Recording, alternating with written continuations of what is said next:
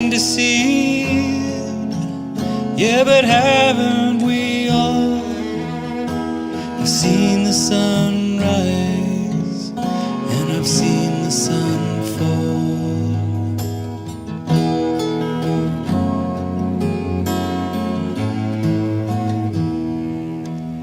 Well, I don't know why,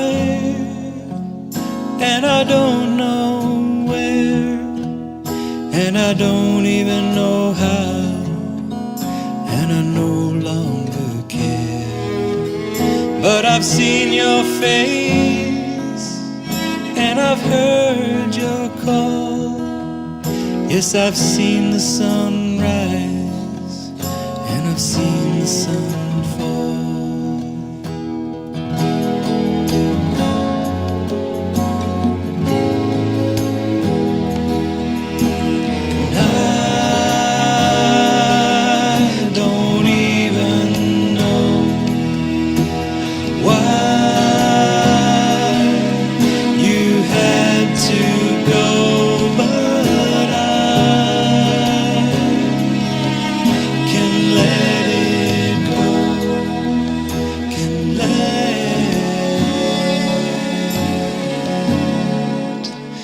Let it go.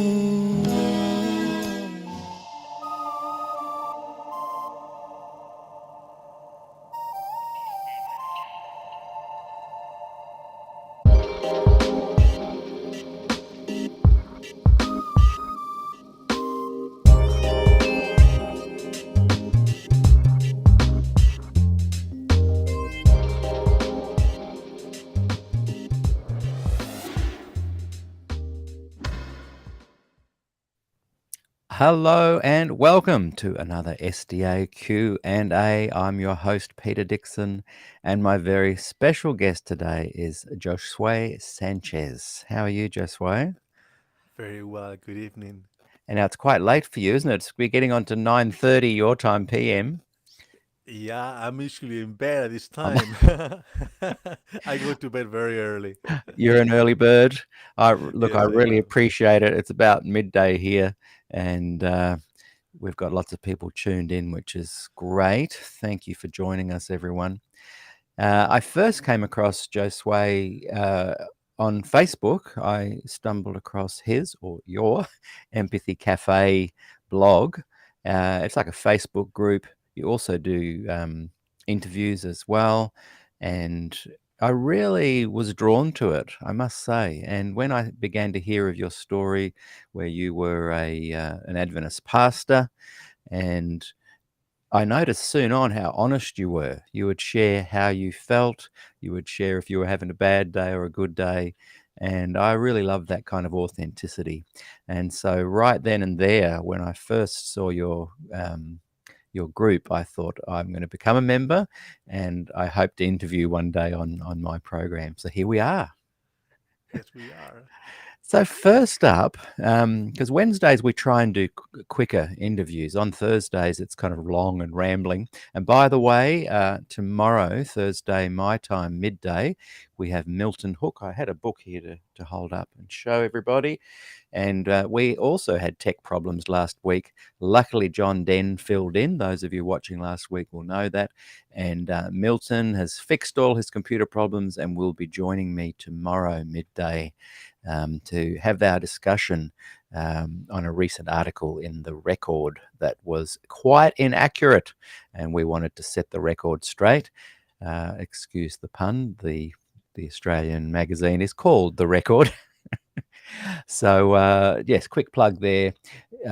That's tomorrow, Milton Hook, and that's going to be an interesting interview. So back to Empathy Cafe and my stumbling across it and getting to know you, Josué. It's been a pleasure.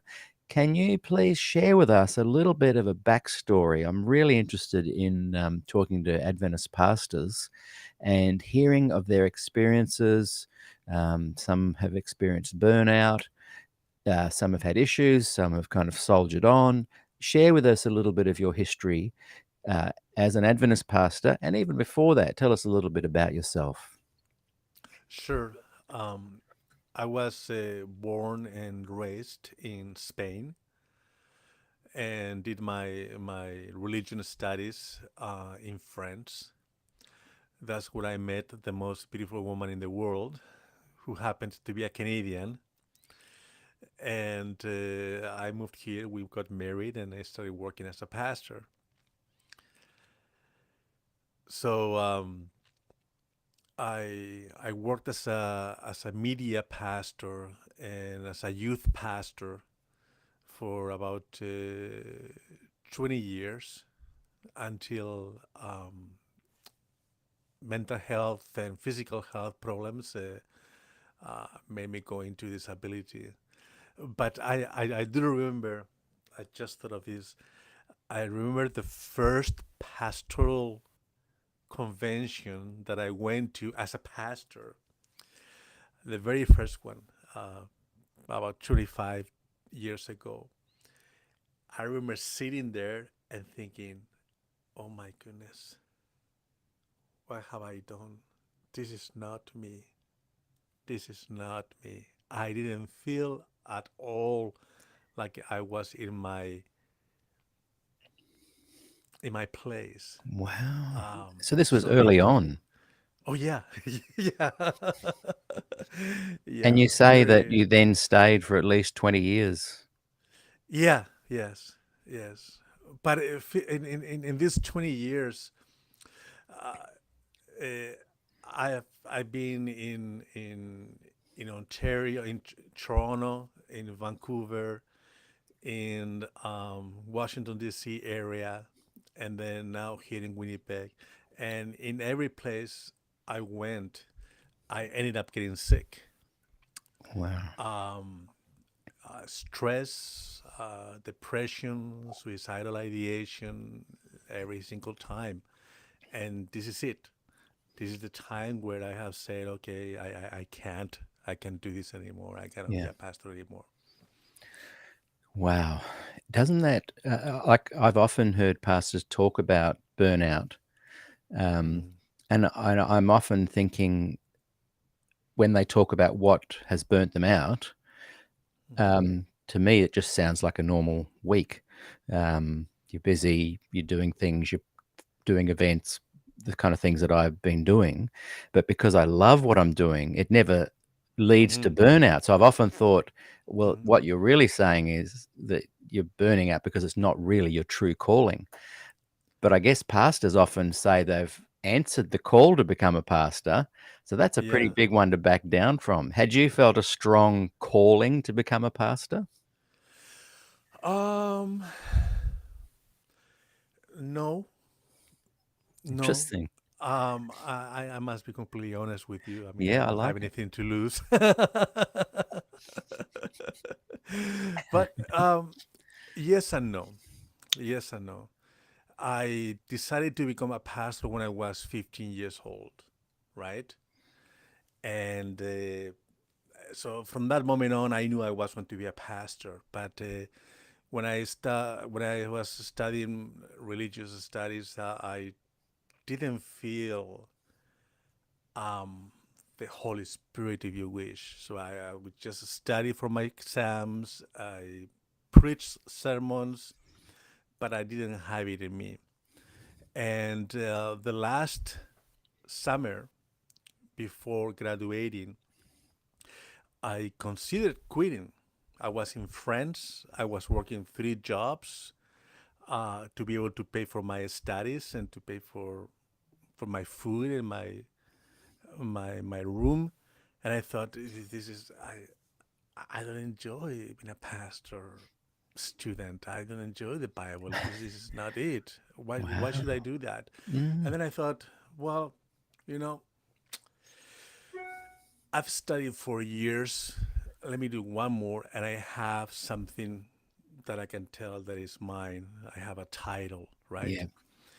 So the last year, I tried to take the easiest subjects I could because I didn't feel like studying at all the Bible or nothing like that.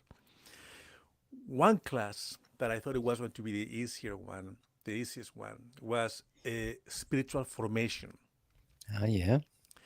And the teacher, the very first day, the professor said, listen, 50% of your grade, I'm going to give it to you for free if you promise one thing, that every single day you are going to spend 30 minutes with the Bible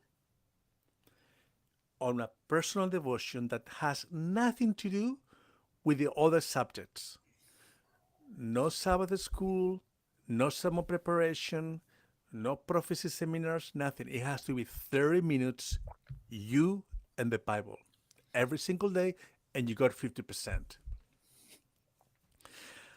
The first few days were just the longest 30 minutes in my life. I had to read the Bible. I didn't know where to start. And I was on my 5th year of theology, okay?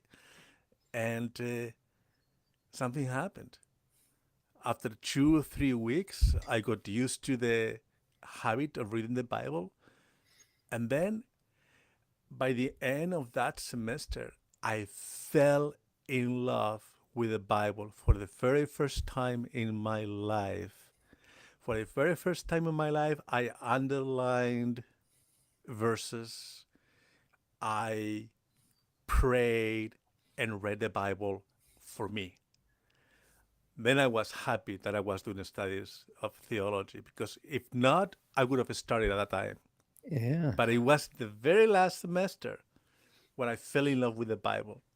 So in the beginning, no, I didn't have a calling, but it ended up being a love affair with Jesus, I would Mm. say. The thing is that when you start working as a pastor, then you quickly realize that there is a lot of administration, a lot of board meetings, problem solving, nothing to do with Jesus. Mm. And that created an immediate imbalance in my situation. I was in love with Jesus. I wanted to talk about Jesus. I wanted to talk with people. But don't make me be in a board meeting because it's Yeah. the worst thing that can happen to me to have to do administration in that level. So you'd And that's found, what burned me out. Yeah. yeah, so you'd found meaning in the Bible and a passion and love for Jesus, and you Hmm. wanted to carry that out in your work, your job as a pastor, but you Yeah. found all these other politics and side hustles just too Yes. distracting. Within 2 years, Yeah. I took a 1.5 years. No, it was within 2.5 years. I took a leave for studies, and I Mhm. studied web development because I just couldn't with Understand. administration, with the politics. It Yeah. was just beyond me. Yeah, I've noticed, and by the way, one of the things I really appreciated when I stumbled across Empathy Cafe, I think it was via our mutual friend Dave Edgren, who you Yes, interviewed, and he was yes. doing some presentations for me on another platform I've got called Voice Life Fellowship, and um, he said, "Oh, I've just been interviewed on this show. I think you'd enjoy this guy and what he's doing." And I Mhm. certainly did. So that's how I got to know your platform. And the thing I notice about it is, and I use the word pastoral care, not necessarily in the sense of Christianity or definitely not to do with Adventism, but I like the concept of pastoral care where someone is helping a community um, deal emotionally with things that might be going on in their life, and I Mhm. really felt a part of your community because I could express my thoughts and still do, like you invited me to do your AMA yesterday, I think our time, Yeah. and it gives you a sense that someone cares, so that pastoral care, and it's not Mhm. necessarily the leader, it can be people in the group as well, but um I remember thinking, wow, how sad that this guy was unable to continue as a pastor because he is so good at pastoral care. And I think that's because of your passion that you did discover in that last semester. I've noticed a lot of pastors, particularly in the Adventist church, say what you've said, where they suddenly kind of in an environment that's very politically charged. They'll come into a church, there'll be a head elder that has more power than them, and so it's all voting and jostling to bring anything about that's different or new. Or did you find that as well? Absolutely. Yeah. Absolutely. So not only the politics, but also some power plays as well going on, Yeah. which I guess is what politics is. Yes. Yes. I don't know how to explain this, but I can read the room. I enter a place and I read the room immediately, and I can see who the influencers are, and that happens in the church boards. You know who the influencer is, who they are, and you can tell when that person is talking. I look around the room and I see the nodding or the nay or the yes, and I see how they follow and everything like that. And um, I went through some seminars, some webinars or workshops on leadership. And one of the things that they taught us is that you become friends with the power breakers. You first go with the power breakers offline, if you wish, and when everything is well aligned, they introduce it to the board. Yeah. That's what I was taught. Yes. Yeah. Did I do that? Absolutely not. Because I'm not a politician. I don't Yeah. play politics. Yeah. Right. So um, I know how to speak nicely, and I will speak nicely, and I will be quiet, and I know when to speak and when not to speak. But I don't play politics, Yeah. and that cost me more than one headache because I wasn't doing it the right way, Yes. how I was Yes. supposed to do it. But it just I can't stand politics in Yeah. that sense. Have you noticed within the Adventist church, like it's something I've kind of dealt a lot with in my interviews, that there seems to be like two churches in one. And when I get fixated on the history of it, and before I left the church, I was fifth generation Seventh-day Adventist and have always Mm, been fascinated looking at the politics, not getting involved with it, but looking at it, mm, like you, a bit of an observer.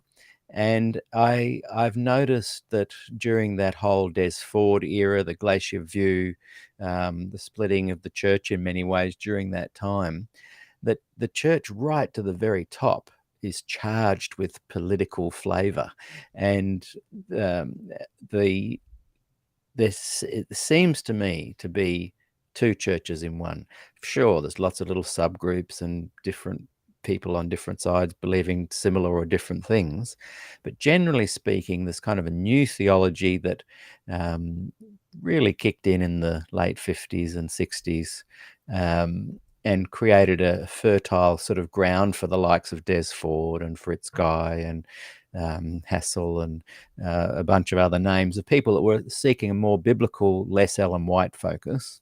mm-hmm, And in opposition to those guys, a bunch of pastors rose up, the Concerned Brethren that's started here in Australia but spread throughout the world, very mm-hmm, much influenced lots of places in America, Heartland, other churches. Is it Weimar? I can't remember the pronunciation. Um, and they were saying, look, you're taking the church away from us. We want to reinstate the authority of Ellen White. So it seems to come down to mm-hmm, this power play of the authority of Ellen White. Some are wanting to kind of put her back in the picture a little bit as more inspirational, whereas others are no, this is a definite prophet equal to those of the Bible. So Mhm. noticing these two groups, were you aware of that kind of struggle at the bigger conference union GC level, or were you mainly focused on your local church politics? When I was studying religious study, when I was doing religious studies in France, I was aware of what was going on globally.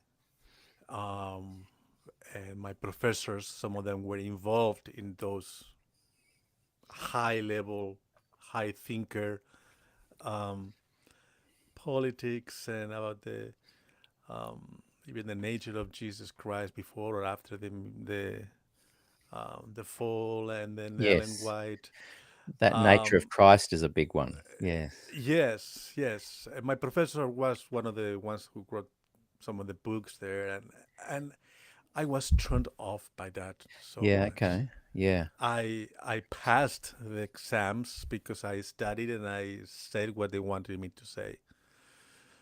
Um, but I ignored them. Yeah. And when I was on in my churches, I was aware of some of it, but I chose not to spend time um, in those things. So the politics that were affecting me were more Yes. uh, And local what years politics. were you studying? What years did you do that degree, the pastor? I graduated on 98, Okay, 1998 right. So, yeah, in so the France. mid-90s in many ways was a kind of a, I think Jan Paulsen would have been, was he president of the Yeah, GC? And a yeah, lot of us had hope at that time that there was going to be a yes, place for all, for the yeah. conservative, the liberal, the progressive. Have you so when did you officially leave the Adventist church, or you just stopped the part being an Adventist and you had your issues that you had to focus on? Um, Theoretically, I'm still an Adventist. I am in in the membership. I haven't taken my membership. I haven't asked for it either. Um, I'm just living my life and trying to figure out what I believe. And I think I must say something. Um, the great, um, well, two things. 5 years ago, I finally got the complete burnout and had to take a leave, a medical leave that eventually became permanent as I am now, right? So at that time, my relationship with the Seventh Day Adventist Church was normal. Um, Never felt part of the group of pastors, but I was doing my job. But something happened is that I underwent a procedure, an intrusive procedure in the brain. It's called electroconvulsive therapy. Electroconvulsive therapy is they put electrodes all over your brain and they fire electricity Wow. as it is, Yeah. right? It gives you convulsions, right? And you go for 2 or 3 weeks every other day and they shock you. At that time, 5 years ago, I was very suicidal. I know, as a matter of fact, that I wouldn't be here right now because I was actually planning it. Wow. I was completely suicidal, and that's why the doctors recommended that I take that therapy, electroconvulsive therapy, ECT. ECT completely removed my suicidal ideation. So it healed me from that perspective. But it did a work, it did a job in my brain. Right. It erased um, memories. Some memories like where I lived, the ages of my daughters. I don't know how old are they? How old are they? Like I had no idea their age. Mm. Nothing. I forgot many things, and I forgot literally many um, doctrines, Bible verses, Mm. things that I had studied in theology, in French. So I remember the first few months after ECT, I kept texting my pastor friend saying, "Hey, what do Adventists believe about this and that?" Wow. Because I had zero idea. Yeah. I even forgot about Empathy Cafe. I forgot that I had created Empathy Cafe. Wow. So the deconstruction. Oops, sorry. My camera has I, something that when I I like move like that. this, Ah, that's good. I apologize. Confetti. I like Uh, it. I went through the construction um, that was forced upon me because of that therapy. So in the last 5 years, I have had to rebuild my faith. So what, not just what Adventist believes, but what does it mean to be a Christian? Yeah. Who is Jesus? Who is God? What about the Yeah. Bible? I have had to restart from the beginning. Mm. And what happens is that now I'm not at the same place where I was before as an Mm. Adventist. Yes. I don't know if I will get baptized in the Adventist church right now if I had to start from the beginning because Mm. I'm rebuilding my faith and it's going in a different direction. You had deconstruction forced upon you. That's correct. And yes, That's yes. correct. Um, yes, and so that's why when we talk about some of these political issues, like what's going on at the moment with Ted Wilson and women's ordination and the compliance document, for you, that's not an immediate concern. It holds no Uh, value.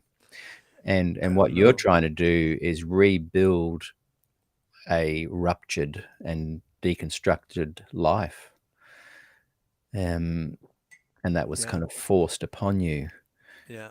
I share an understanding of that from the sense of when I left 7.5 years ago, I totally deconstructed all of my faith beliefs and really laid no claim to any belief anymore. And I've had to Mm-hmm. rebuild as well. Mm-hmm. And I notice when you've written things very honestly on Empathy Cafe, your amazing platform, um, you you are asking similar questions that I ask as well, Mm-hmm. and I love that we get to kind of talk a bit about those ideas and thoughts because I don't think there's anything wrong with people totally deconstructing and rebuilding, but whether that's Mm-hmm. by choice or by, in your case, forced upon you, um, it's always a difficult journey. I think It it's a I is. think it's a I think it's a worthwhile journey, but I don't think it's for everybody. I don't think most people can deconstruct and rebuild successfully. So good on you Mm-hmm. for being a part of that process. And I see from an observer buds of life reforming within you. Do you feel that, or is that just me having I wishful feel thinking? that. I feel that. You know what happened for 4 years since I had ECT. I didn't open my Bible, my physical Bible. Um, I have it here with me. I didn't open the book because it was too painful for me. It was like um, it was attached to the painful experiences as a pastor in my churches, right? So I didn't want to do anything with that. But about a year and a half ago, one day I opened the Bible, and I haven't been able to put it away since then. So uh, I've gone through all the verses that I highlighted during my 20 years of pastoring that I had forgotten about those verses, but they are highlighted, right? So in the last year and a half, I've read the Bible 6 times through those verses. There are Mm. thousands of verses underlined. And well, the thing about the Bible is that it's difficult not to be touched by it Mm. when you read it. Yeah. I've been reading this summer, only this summer, just this summer, I read 6 books about the Bible. I'm on my seventh. I'm just in love with it again. But the deconstruction is there. So one side is pulling me down. The other side, as I read it every day, is pulling me up. So there are days Mm. that I can write something, even a devotional on Empathy Cafe. And the following day, I'm saying, I don't even know if God exists, Mm. right? Mm. So there is this constant battle. And I have a mental health problem, and my mental health affects my spiritual journey. It creates artificial guilt, it creates artificial sins. It's just complicates it very much. And Empathy Cafe is a record of Mm. that journey. So you will see days that I am Mm. fired up for Christ, and other days where my mental health is pulling me down, Mm. and I don't even know if why should I even pray. Mm. It is a nightmare. I don't recommend it to anybody. I don't Mm. wish this upon my worst enemy. Mm. It's like a finding your identity again. And interesting that Oh you yeah. phrase it that the mental health drags you down in a way that is taking you away from Christ. Have you pondered that it's dragging you up from from that belief? Like, just as a devil's advocate thing to say, like, instead of thinking that Jesus in the Bible not in your life is a bad thing, Mhm. and you're being dragged away from that, what if your awakening is drawing you to a new and bigger picture of what God is and how the Bible fits into that role? Oh, yes, definitely, definitely. But what I mean that the mental health brings me down is how can I say this? It adds a layer of confusion Right. to the whole system. So after this, um, I've been reading all these books in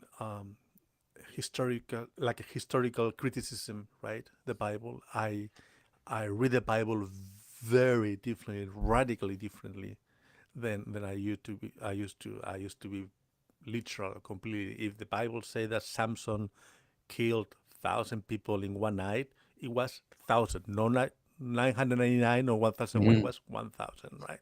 That's how I used to believe. Mm. That's what I have been taught. I do not believe that anymore at all.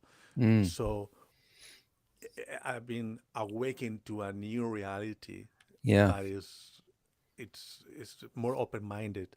But the mental health adds confusion and artificial guilt that shouldn't come from anywhere. It's not coming from anywhere but my mental health. Yeah. Yeah. I see what you mean.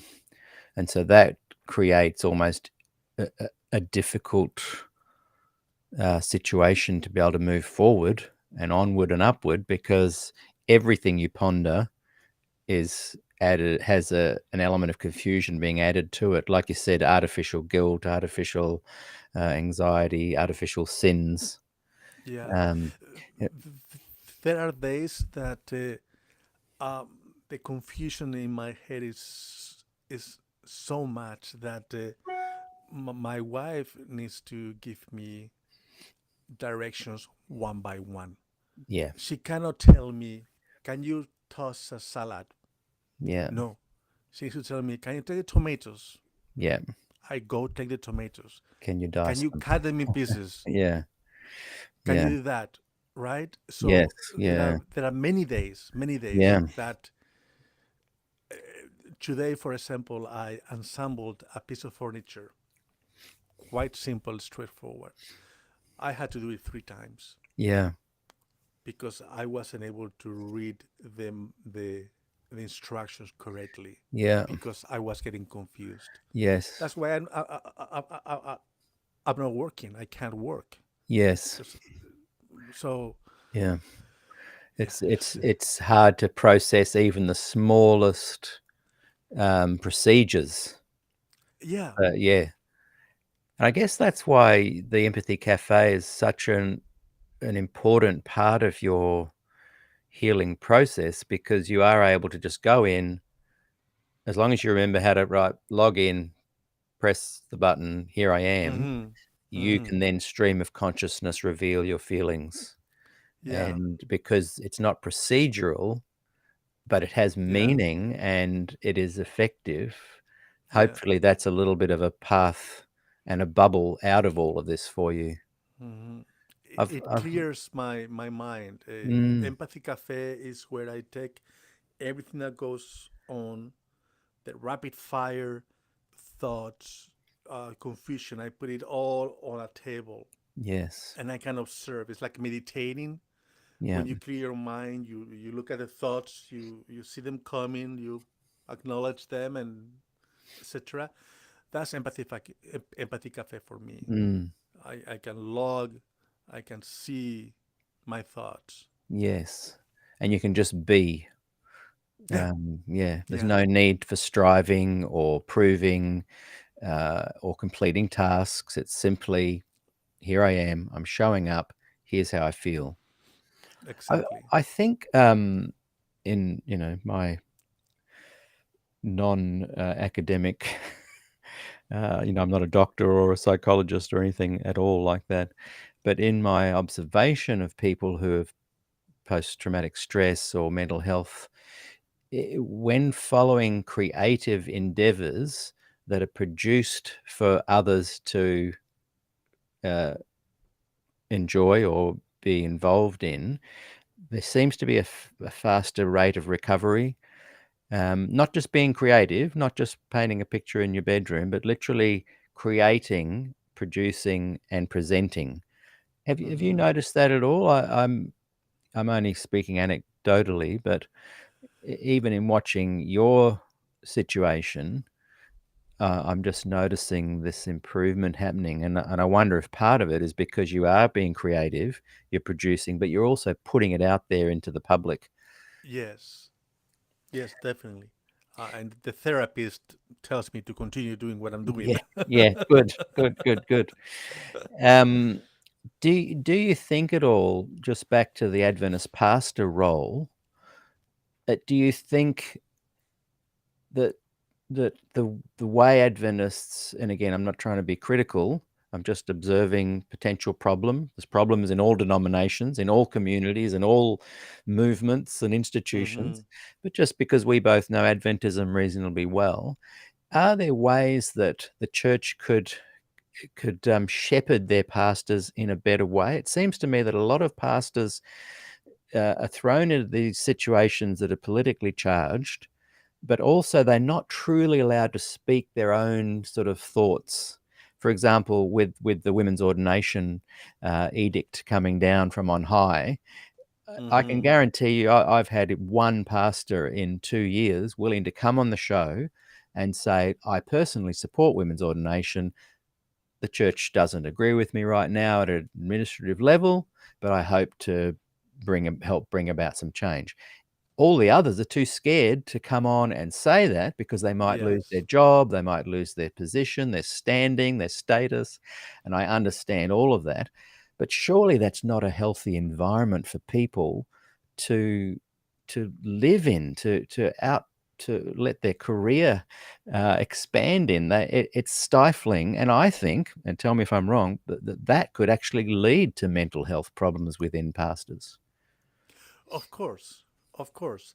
And there was always the fear of not speaking my mind, because if I do, as you say, I'm gonna lose my job, or I'm gonna be castricized or whatever.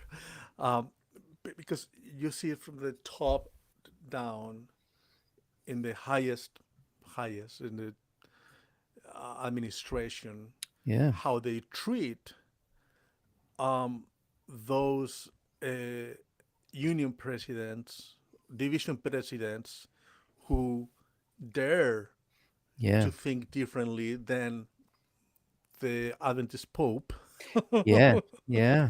which is his leadership style is very authoritarian. Yes. Yeah. Um, so I was following that, and I was following a little bit um, what was going on with the unions that dared to ordain women anyway, and then I saw the reaction of the Mm. general conference, and when you see that, it it instills fear, Yeah. and you are not free to speak. You are not free to be yourself. Mm. And I definitely felt that. I never felt that I could really be myself when I was Yeah. working as a pastor in the Seventh-day Adventist Church. We, That's definitely true. yeah. Yeah. I'm glad it's not just something I'm imagining. No. When I pre-lockdown, I was pretty much full-time musician, and even as far back as 1983, before you were born, probably, was it? I was born in 71. 71. Oh, Yeah. you look younger than your years then. Um, so in 83, I remember being involved with music groups, and we played for Adventist churches, but we were invited also to Baptists, Uniting churches, Anglican, equivalent of Episcopalian, all different denominations. Hmm. And being the observer that I am, we'd often be billeted out at these places, get to know the people, get to know the pastors, priests, whatever they were called.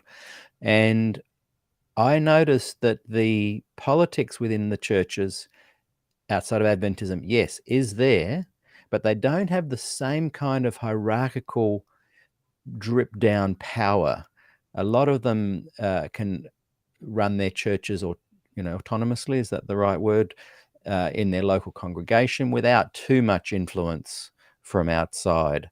Whereas the Adventist church has a unique kind of control of their employees, Hmm. Hmm. particularly their pastors.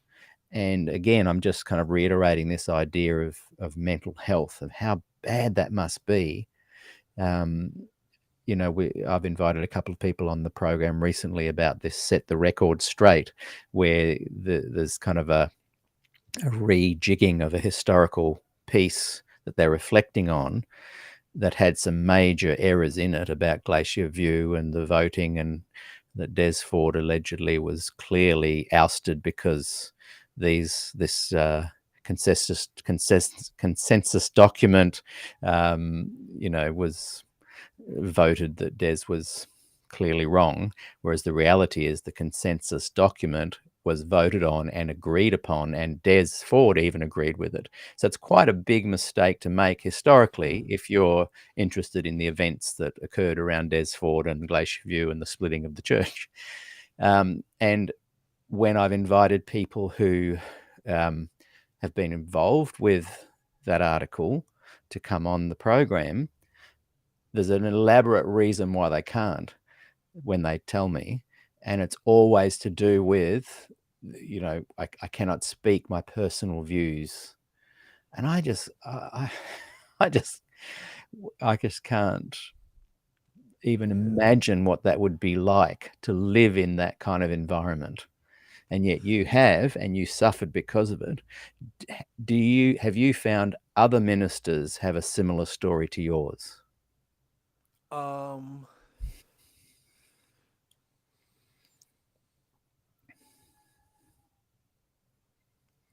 Not really. One, I can think of one that was brave enough to share with me that he was going through the construction as well. But even speaking with me, that I wasn't working as a pastor anymore, um, he didn't feel like he could really talk. So it's not talked. I mean, in my personal experience, we just don't ask, don't tell. Right, so that's even worse. So there could be a whole lot of these guys that are dying to reach out, but because they're worried about what people will think and losing their job, they can't even share how they feel. So you can't even work out how bad a situation it is. That's what I sensed, and um, now that I'm not working as a pastor, I have this newly found freedom. Yeah, yeah. That feels so good. Yes, yeah, You yeah, know, yeah. Do you think, even though you haven't had it reported to you, are you kind of pretty sure that a lot of the pastors do have similar feelings of struggling with this suppression? I I can't tell. Can't even tell. Yeah, I yeah. can't tell Well, that's interesting. because Does that I didn't even um, I didn't relate much with my fellow pastors. right? So I didn't really um, spend much time um, sharing with other pastors. Mm, I can think of just one or two yeah. in all these years. And look, I might be wrong. Maybe there is nothing to see here, and they're all happy. They don't mind not having to be able to speak their mind. And I if people wouldn't are go to that extreme either. those that are watching that disagree with me, please, in the comments now or later, please share your thoughts on that. One of the things I've learned, and Dad told me this when I was just a boy, I think I was 7 or 8, he said, "Son, the more you know, the more you don't know." And, Yeah, that's true. I'm kind of enjoying getting to that age where I realize that is so true and that Yeah, that's okay as well. yeah, yeah. Now, I know it's late and we agreed to keep this short today. But, can you just share us a little bit more about Empathy Cafe, how people can find you? What are you and I know that you've mentioned the difficulty with procedural work and planning and this kind of thing, but do Yeah. you have hopes and aspirations for Empathy Cafe? Tell us a bit more about it, and I'm interested in hearing a little bit more about some of the things that are helping you f recover.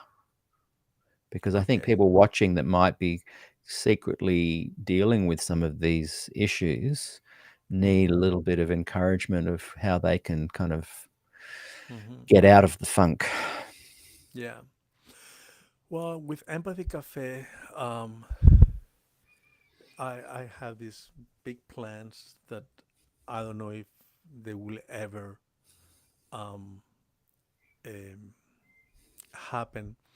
But what I can do is I can share short-term plans that we have with Empathy Cafe, which I co-founded with a friend of mine from church. She doesn't write. She's a writer actually, but she doesn't write at Empathy Cafe. Um, but she's behind the scenes with me and helps me um, to keep focused. So we are planning right now the third season of our podcast, Great. right? Um, the first two seasons were in the same format that you are doing here in your show, right? For the third season, we are changing the format. It's going to be a video podcast as well, but we are actually taking the cameras to the home of the guest. Right. So, yeah, next week I will buy the newest iPhone 15 Pro Max that was announced today Oh, nice. because it records with cinematic quality, you know. Mm, And Sabrina, my co-founder, has another Pro Max as well. And then with my iPad Pro, we will bring three cameras and the lights and all these little things, the I love it. microphones, Yeah. to the home of the guest. So they are, some of them are going to be on the couch, their couch. Uh, Another ones will be the kitchen aisle, the living room table, you know, and we will have conversations, mostly with women. Women are 84% of our audience is women, are women between 35 and 55 years old. So we are targeting them. And we are going to discuss LGBTQ plus issues, transitions, and coming out. We are going to discuss justice and advocacy, and definitely mental health. So that's the planning that I can focus on. Mm, Long term, I would like to do meetups. Um, I'm investing in some um, um, uh, Facebook ads that are targeted in the city where I live in Winnipeg, because I want to have a bigger percentage of followers in the city where I am, because eventually I want to do workshops, mental health workshops, etc. Right? But for now, is the season three. We are right in the planning, and then workshops. Maybe the following year we will do something like that. that's fantastic. I love that creative entrepreneurial spirit. I think it's really, Yeah, it's exciting and it's fun. And very much. yeah. Now I'm just But trying to, I'll be able to do just maybe one show per month, because yeah, my again, my mental health prevents me from doing it as fast and as often as I wish. yeah. I love to let people know, tell people where you currently operate from every day. Where can people find you? I like your Oh, I like your office, Starbucks. Starbucks, the Can you Starbucks. see? Can you see Starbucks? Yes. And I have. are they open to being a sponsor of your endeavors? No, but I gotta tell you this, and you haven't asked for it, but I'm gonna tell you anyway. Um, 7 years ago, okay, so I've been off for 5 years now, okay? So two, almost 3 years before I went into medical leave, um, I was sitting in my tiny little church office, and I thought, I don't see anybody here but my secretary. I don't see anybody. I don't even know non Adventist people. I don't even know non Christian people, Mm, because all what I'm doing is petting our sheep. So I made a decision, and I moved my office from the church building to the closest Starbucks location. I brought my iPad, and I spent literally since from 8:30 in the morning till 3:30 in the afternoon. I dropped off my girls to school. I went to Starbucks. I spent the whole day there, and then I went to pick them up after the school. I did board meetings, meetings with elders, meetings with my leaders, Bible studies, everything Yeah. from a Starbucks. So for the last 7 years, I've been going to Starbucks religiously. I I love it. It's so funny because that's exactly how I live my life as well. It's not a Starbucks, Yes. but there's a couple of cafes nearby, and that was another thing when I first came across your blog and your Facebook group. I thought, this guy is living the life I live, and I like that. I find it very healing to just hang out and Yes. watch people come and go, and that Yeah. that cafe culture is a wonderful, wonderful thing. Yeah. And I never, ever invited any of my baristas to my church. Yeah, They all know that I'm a pastor, uh, but I've never pushed it. I just love them without strings attached. yeah, Just love them, and they sit with me during their lunch break, and they tell me I know when they are dating, when they are not dating. I know when they have exams. I know all those things. And one day when I was still working as a pastor, I bought 7 cups, reusable cups from a Starbucks, of course. And then I wrote with permanent markers the names of 7 of my baristas. Then it was my turn to preach. I put the 7 cups on the platform, and I told them, these are the names of 7 of my baristas. I told them I go every day there. I do the Bible studies there. You know that already. Um, if you commit to praying for these baristas, I give you the cup. So you take the cup, and every time you fill it up with coffee, with tea, with whatever you want, water, and you drink it, pray for that barista. yeah. And I give them away. I like it. I like it. I'll just press this button and just share. Can you see that? I think that's your Facebook group. If people want to go and find it, can you see that on the screen? Just checking. Hang on, maybe it's try that. Yeah, that's it. Good. Um, it's if you go to empathy. If you go to facebook.com/empathy cafe blog, Right. Yes, and it will I was show. just trying to find it, and I realized I had to type in blog, otherwise there were some other Yeah, options. So, and the highly website is www.empathy.cafe. great.